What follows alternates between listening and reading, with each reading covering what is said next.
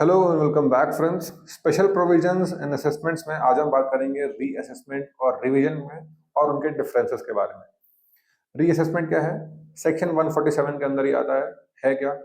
ये रीअसेसमेंट के through tax department आपके कंप्लीटेड टैक्स रिटर्न को, किसी प्रीवियस ईयर रिटर्न को रीओपन कर सकता है if they have a solid reason to believe कि आपने कोई इनकम लेफ्ट आउट करी है या अंडर रिपोर्ट करी है। कब हो सकता है? मिसिंग या अनडिक्लेयर्ड इनकम हो, एक्सेसिव क्लेम हो, डिडक्शंस हो और लॉसेस के, और इनकम का टैक्सेशन इनकरेक्टली हुआ है, अंडर रिपोर्ट हुआ है। इंपॉर्टेंट रूल्स क्या है?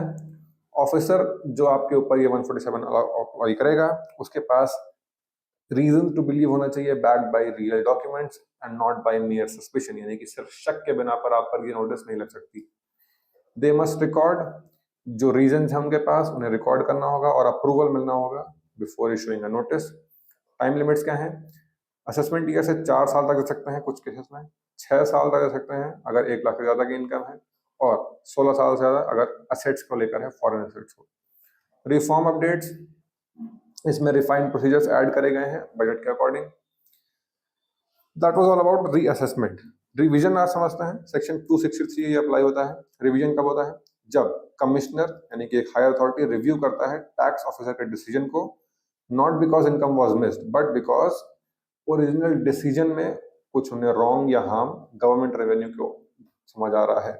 इन सिंपल टर्म ये एक क्वालिटी चेक है उनके ही काम पर, इंटरनल काम पर रिव्यू करने का। काम कैसे कर सकता है? कमिश्नर रिवाइज कर सकता है अगर उन्हें ऑफिसर के ऑर्डर में कोई एरर या प्रिजुडिशियल रेवेन्यू दिखता है, यानी कि एक्सेसिव रिडक्शन दे दी है, इंक्वायरी नहीं करी है, या फिर कुछ बोर्ड इंस्ट्रक्शंस को वो इग्नोर कर रहे हैं। टैक्स पेयर को चांस मिलता है उन्हें खुद को एक्सप्लेन करने का in front of the commissioner, और ये ओरिजिनल ऑर्डर के 2 साल के अंदर अंदर ही होना होता है।